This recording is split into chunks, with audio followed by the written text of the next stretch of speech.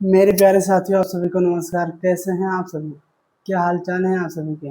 उम्मीद है आप लोग स्वस्थ होंगे, मस्त होंगे और जहाँ भी होंगे बेहतर होंगे और सुरक्षित होंगे। मेरा छोटा सा टॉपिक बिलियन का बच गया था, उसको आज लेके आया हूँ। जो अणुसंख्यक गुणधर्म है उसको देखेंगे।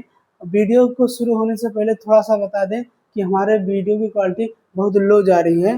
तो आप लोग क्या करिएगा, जब भी यूट्यूब पर आप देखिएगा तो कॉर्नर में एक सेटिंग का ऑप्शन होता है। तो उसमें जब सेटिंग के ऑप्शन पे जाएंगे तो एक एडवांस नामक फीचर होता है। तो एडवांस में जाएंगे तो वहाँ पे 360p और 100,000p लिखा रहता है। तो आप जाकर 1080 पर दबा दीजिएगा, फिर आपको वीडियो की क्वालिटी बहुत अच्छी मिलेगी।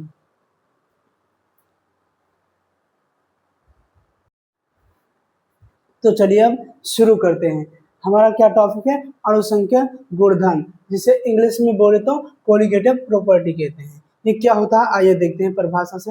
विलयनों के वो गुणधर्म जो विलायक की एक निश्चित मात्रा में उपस्थित विलय के कणों की संख्या पर निर्भर करते हैं, किंतु विलय की रासायनिक प्रकृति पर नहीं निर्भर करते। तो वो क्या कहलाते हैं? अणुसंख्यक गुणधर्म कहलाते हैं। ये आयनों की संख्या के क्या होते हैं? समानुपाती होते हैं। ये आयनों की संख्या के समानुपाती होते हैं। आइए अब इसके प्रकार देखते हैं। इसके मेनली कितने प्रकार होते हैं? 4 प्रकार होते हैं। कितने प्रकार? 4 प्रकार। पहला है वाष्पदाब में अवनमन, दूसरा है क्वथनांक में उन्नयन, तीसरा है हमारा हिमांक में अवनमन और चौथा है प्रासरण दाब। आइए एक एक के बारे में समझते हैं। वाष्पदाब में आपेक्षिक अवनमन होता क्या है? किसी विलायक में वाष्प दाब में अवनमन तथा शुद्ध विलायक के वाष्प दाब में के अनुपात को आपेक्षिक अवनमन कहते हैं। यानी किसी विलायक के वाष्प दाब में अवनमन जो होता है तथा शुद्ध विलायक के वाष्प दाब के अनुपात को क्या कहते हैं? आपेक्षिक अवनमन कहते हैं। तथा राउल्ट के नियमानुसार, राउल्ट का नियम क्या कहता है? अवाष्पशील विलेयी पदार्थों के विलयन के लिए वाष्पदाब का आपेक्षिक अवनमन बिलियन में विलय के मोल प्रभाज के बराबर होता है। क्या होता है? बिलियन में विलय के मोल प्रभाज के बराबर होता है। ठीक, आइए नेक्स्ट देखते हैं। क्वथनांक में उन्नयन है। क्या है? क्वथनांक में उन्नयन, इसे हम डेल्टा टीवी से रिप्रेजेंट करते हैं। किससे? डेल्टा टीवी से।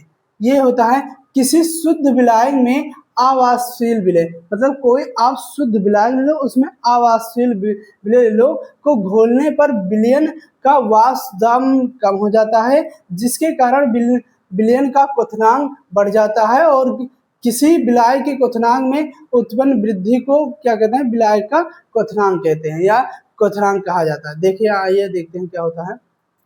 इसका सूत्र क्या होता है? मतलब आप कोई विलायक ले लो, अगर उसमें क्वथनांक में वृद्धि हो रही है तो हम ऐसा कह सकते हैं उसके क्वथनांक में उन्नयन हो रहा है। क्या हो रहा है? क्वथनांक में उन्नयन हो रहा है। क्वथनांक में उन्नयन, यहाँ पे उन्नयन होना चाहिए, यहाँ पर उन्नयन, क्वथनांक में उन्नयन कहा जाता है। उन्नयन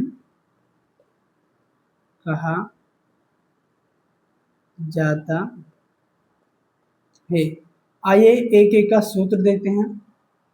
हम जानते हैं क्वथनांक में उन्नयन को डेल्टा टीबी से रिप्रेजेंट करते हैं। सूत्र देख रहे हैं, किससे? डेल्टा टीबी से। इसका जो सूत्र होता है वो होता है स्मॉल एम इंटू के बी 1000 अपान में होता है कैपिटल एम इंटू डब्ल्यू। ये होता है जहाँ जहाँ क्या क्या क्या होता है अभी दिखा रहे हैं। जो डेल्टा टीवी है, डेल्टा टीवी वो होता है क्वथनांक में क्वथनांक में क्वथनांक में उन्नयन उन्नयन और यहाँ पे स्मॉल एम जो है वो विलय का भार है। विलय का भार। जो यहाँ पे कैपिटल एम है वो विलय का अणु भार है। विलय का अणु भार। और नेक्स्ट हमारा है क्या, डब्लू। डब्लू है ये विलायक का भार होता है। ये सब क्वेश्चन में मेंशन रहेगा, अगर आप जब भी क्वेश्चन करेंगे तो इन सब की वैल्यू पुट करके तब हम करेंगे। विलायक का भार, और यहाँ पे सबसे इम्पोर्टेंट जो है वो केबी है। क्या, केबी। केबी क्या होता है, ये उन्नयन स्थिरांक होता है। उन्नयन स्थिरांक।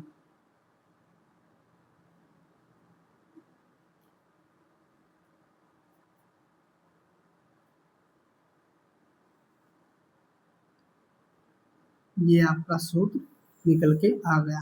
अगर आप लोग क्वथनांक के बारे में नहीं जानते तो उसको इंग्लिश में कहते हैं बॉइलिंग पॉइंट। क्या कहते हैं, बॉइलिंग पॉइंट। बॉइलिंग पॉइंट मतलब कोई चीज़ें जब गर्म होती है, और यहाँ पे विलायक है या विलय है तो हो सकता है यहाँ पे क्या हो, एक तरीके का जल हो। उदाहरण में हम मान सकते हैं जल हो या कुछ भी हो, लेकिन क्या रहेगा, वो लिक्विड फॉर्म में रहेगा।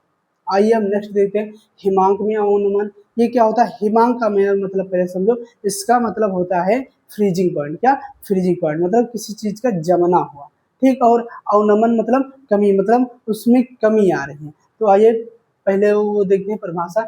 हिमांक पदार्थ की द्रव तथा ठोस स्वरूपों के वास दाब समान होते हैं। मतलब कह रहा है अगर कोई पदार्थ हिमांक है तो उसके द्रव तथा ठोस स्वरूपों के वास दाब समान रहेगा, मतलब उसका वास दाब समान रहेगा। जब किसी विलेय पदार्थ को किसी विलायक में घोला जाता है, मतलब अगर किसी विलेय को विलायक में घोल दो तो विलायक का हिमांक कम हो जाता है। मतलब विलायक का जो फ्रीजिंग पॉइंट है वो कम हो जाता है। हिमांक में उत्पन्न इसी कमी को क्या कहते हैं, हिमांक का उन्नयन कहते हैं, या हिमांक में अवनमन कहेंगे। क्या कहेंगे, हिमांक में अवनमन कहेंगे। आइए इसका सूत्र देख लेते हैं क्या होता है। इसे हम डेल्टा टी एफ से रिप्रेजेंट करेंगे। इसे डेल्टा टी एफ से, इसका सूत्र होता है स्मॉल एम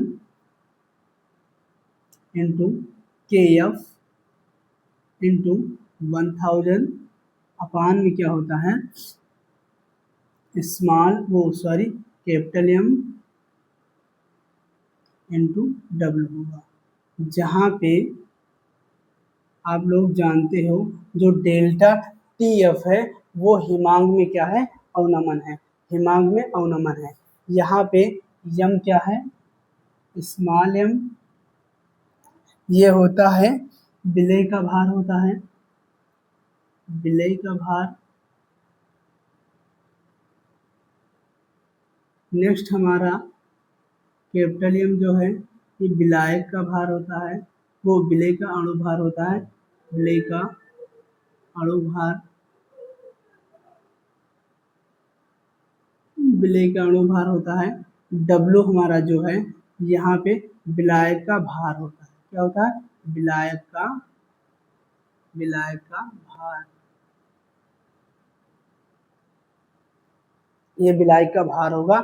और यहाँ पे सबसे इम्पोर्टेंट चीज जो निकल के आती है वो के एफ है। इन सब की वैल्यू क्वेश्चन में दी रहेगी। नेक्स्ट वीडियो हमारा क्वेश्चन पर भी आएगा, ठीक। तो क्या हो जाएगा, ये डेल्टा, वो सॉरी क्या करें, के एफ क्या है, यहाँ पर क्या है, हिमांक में अवनमन है या हिमांक स्थिरांक है, हिमांक स्थिरांक।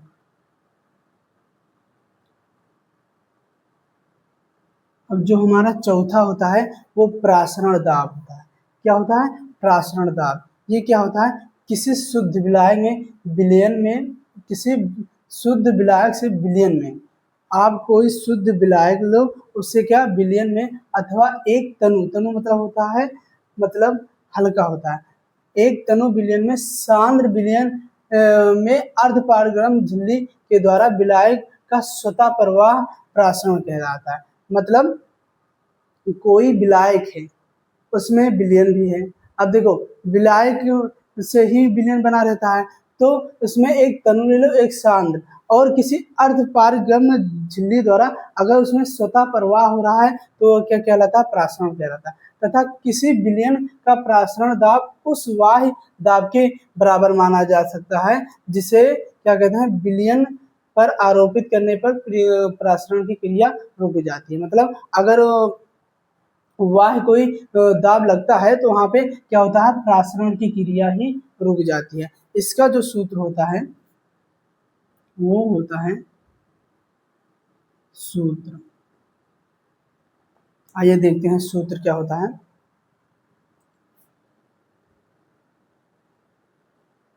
इसे पी से या पाई से रिप्रेजेंट करते हैं।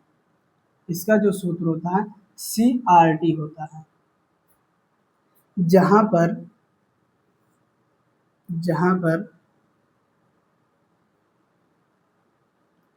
जहां पर C सांद्रता है, C सांद्रता है,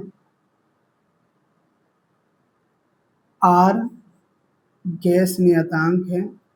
क्या है? R गैस नियतांक है, गैस नियतांक, और T हमारा टेम्परेचर होता है, आप लोग जानते हैं, नियतांक है। एक छोटा सा टॉपिक और हमारा बचता है, वो होता है वान हाफ कारक या वान हाफ गुणांक। ये क्या होता है? किसी अणुसंख्यक गुणधर्म का प्रायोगिक मान तथा सामान्य मान के अनुपात को क्या कहते हैं? वान हाफ गुणांक। बस आज का टॉपिक यहीं तक था। ये हमारा चैप्टर अब खत्म होता है। नेक्स्ट वीडियो हमारा क्वेश्चन प्रैक्टिस पे आएगा। तब तक के लिए आप लोग पढ़ते रहो, स्वस्थ रहो, मस्त रहो और पढ़ाई करना ना भूलो। और अगर वीडियो पसंद आता है तो आप लोग लाइक भी करिए और सब्सक्राइब भी करना ना भूलें। Okay, thank you.